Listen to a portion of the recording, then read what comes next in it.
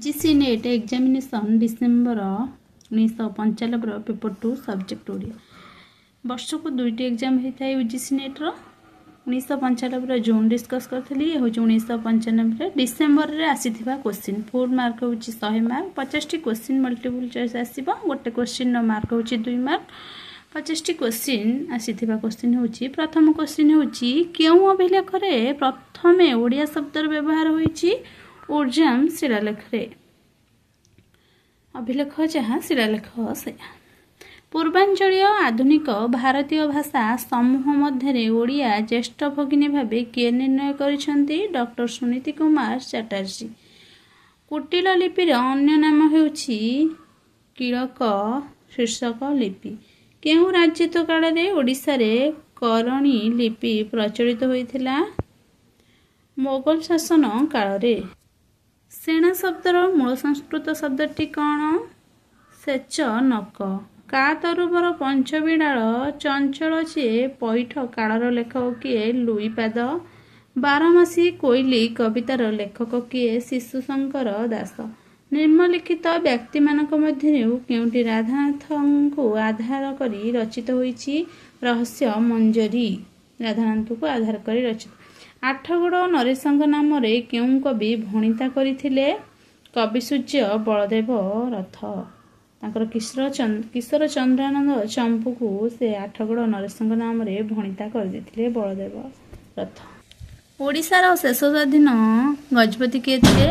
मुकुंद देव। ओडिशा इतिहास सर्वप्रथम रचयिता किए? प्यारीमोहन आचार्य। केउं राजत्व काल रे ओडिशा रे बौद्ध विहार नाम नामित होइथिला? भौमकर वंश समय। क्वेश्चन होची 13 नंबर केउंटी प्रथम ओडिया संवाद पत्रिका भाबे गृहीत? उत्कल दीपिका। उत्कल साहित्य पत्रिकार जन्म लग्न केबे? 1897। ओडिशार प्रथम दैनिक संवादपत्र नाम कौन? आशा।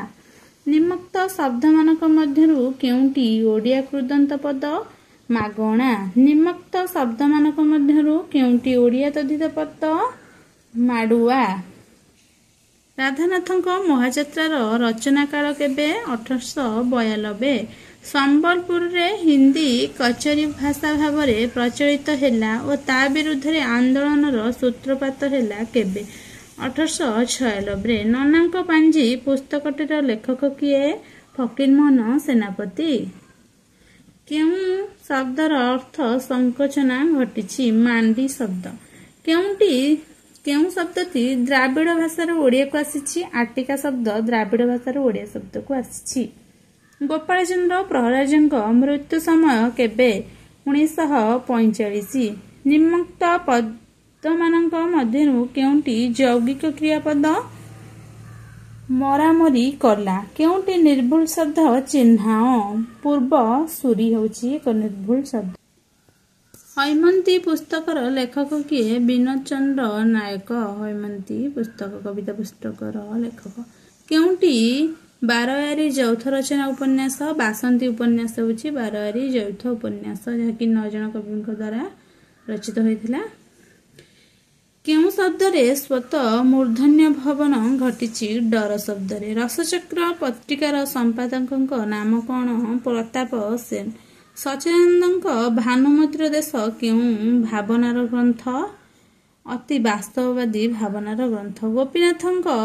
गोपीनाथ बाबूଙ୍କ निम्नोक्त केउं उपन्यासटी मनस्तात्विक चिंताधारा को अधिक गुरुत्व देइछि? तांकर राहुर छाया उपन्यास। द वेस्टलैंड काव्य ग्रंथर अनुवाद पोड़ा भूईर अनुवाद किए? ज्ञानेन्द्र वर्मा। कवि श्रीमती प्रतिभा शतपथीଙ୍କ सभा सान पुओ कविताटी केउं भावना संबंधित? प्रतिभा शतपथीଙ୍କର सभा सान पुओ कविताटी होची मृत्यु चेतना। नाट्यकार मनोरंजन दासଙ୍କ नाटक अरण्य फसल केउं धरणर नाटक? स्थितिवादी नाटक।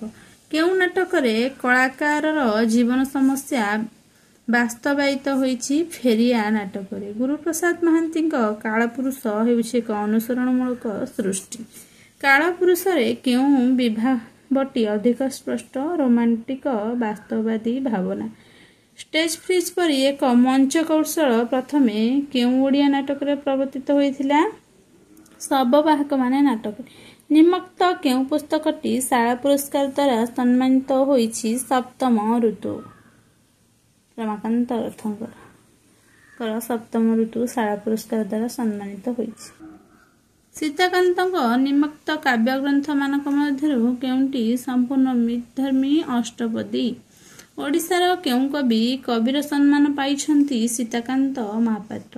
କବି ଭାନୁଜୀ ରାଓଙ୍କ ନିମ୍ନୋକ୍ତ କବିତା ଗ୍ରନ୍ଥ ମଧ୍ୟରୁ କେଉଁଟି ଯୌଥ ଭକ୍ତିକ ରଚନା? ନୂତନ କବିତା। କେଉଁ ଇଣ୍ଡଷ୍ଟ୍ରିଆଲ ଗୋଷ୍ଠୀ ସରସ୍ୱତୀ ସମ୍ମାନର ସ୍ଥାପକ? ବିରଳା। ଗାଳ୍ପିକ ସୁରେନ୍ଦ୍ର ମହାନ୍ତିଙ୍କ ପିତା ଓ ପୁତ୍ର କେଉଁ ସ୍ତରର କାହାଣୀ? ବୌଦ୍ଧଯୁଗୀୟ ସ୍ତରର କାହାଣୀ। ଶରଦେଇ କେଉଁ ଉପନ୍ୟାସର ଚରିତ୍ରିକା? ଏକ ସ୍ମରଣୀୟ ଚରିତ୍ର। ଶରଦେଇ ହେଉଛି ନୀଳ ଶୈଳ ଉପନ୍ୟାସର ଚରିତ୍ର। କେଉଁମାନଙ୍କ ଜୀବନଧାରାକୁ ନେଇ ସାଧାରଣତଃ କିଶୋରୀ ଚରଣ ଦାସ ଗଳ୍ପଗୁଡ଼ିକ ରଚିତ? ଉଚ୍ଚ ମଧ୍ୟବିତ୍ତ ପରିବାରକୁ ନେଇ ଶ୍ରେଣୀର ଲୋକମାନଙ୍କ ଜୀବନଧାରାକୁ ନେଇ କିଶୋରୀ ଚରଣ ଦାସ ତାଙ୍କର ଗଳ୍ପଗୁଡ଼ିକ ରଚିତ କରିଛନ୍ତି। ଓଡ଼ିଆ ସାହିତ୍ୟ ଏକାଡେମୀର ପ୍ରଥମ ସଭାପତି କିଏ ଥିଲେ? ପଣ୍ଡିତ ନୀଳକଣ୍ଠ ଦାସ। ନିମ୍ନଲିଖିତ କବିତା ଗ୍ରନ୍ଥମାନଙ୍କ ମଧ୍ୟରୁ କେଉଁଟି ଆଧ୍ୟାତ୍ମିକ ଓ ଆଧିଭୌତିକ ଚେତନା ସମ୍ବନ୍ଧିତ ଓ ଓଡ଼ିଆ ସାହିତ୍ୟ ଏକାଡେମୀ ପୁରସ୍କାର ପ୍ରାପ୍ତ? ନିମିଷେ ଅକ୍ଷର। ସବୁଥିରୁ ବଞ୍ଚିତ କରି କେଉଁ ଯଶବାନା ଉଡ଼ାଇବ ହୋ କାହା ରଚନା? ଲକ୍ଷ୍ମୀକାନ୍ତ ମହାପାତ୍ର। କେଉଁ ଗାଳ୍ପିକ ପ୍ରାୟ ସ୍ଥିତିବାଦୀ ଚେତନାର ଗଳ୍ପ ରଚନା କରନ୍ତି? ରାମଚନ୍ଦ୍ର ବେହେରା। ଏହା ଥିଲା UGC ନେଟ୍ର 1995 ମସିହାର ଡିସେମ୍ବରର କୋଶ୍ଚିନ୍। ତାପରେ ମୁଁ 1996 ମସିହାର ଜୁନ୍ ମାସର କୋଶ୍ଚିନ୍ ଡିସ୍କସ୍ କରିବି।